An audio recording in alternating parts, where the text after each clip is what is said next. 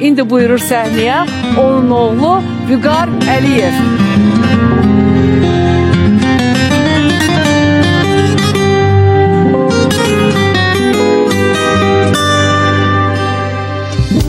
Dedin ayrılaq daha, bu görüş son görüştü.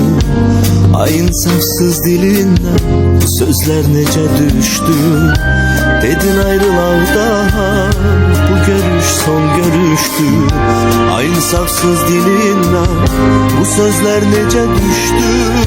O küskün hatireler susacak dinmeyecek. Bahar dönecek yine, bu sevgi dönmeyecek. Unudaram her şeyi, unudaram ben seni.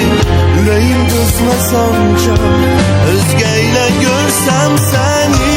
Unudaram her şeyi, unudaram ben seni. Yüreğim kızmaz ancak özgeyle görsem seni.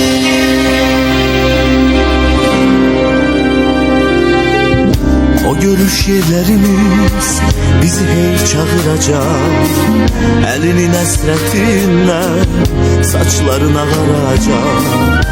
O görüş yerlerimiz bizi hey çağıracak. Elinin esretinden saçlarım ağaracak. Gözün kalacak sende, fikrin kalacak bende.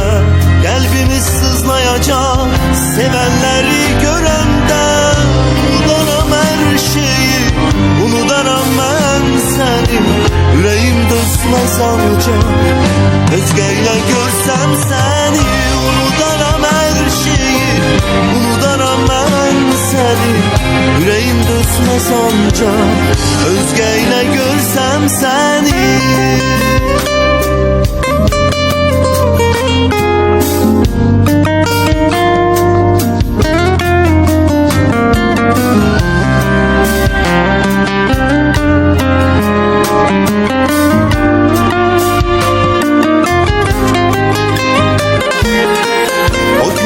Hatireler susacak dinmeyecek.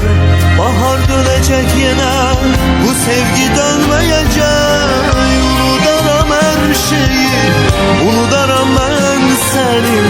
Yüreğim düşmez ancak özgeyle görsem seni.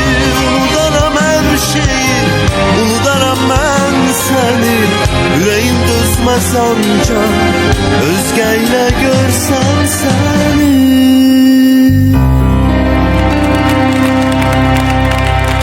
Bravo, bravo. Teşekkürler. Çok güzel. Sana iyi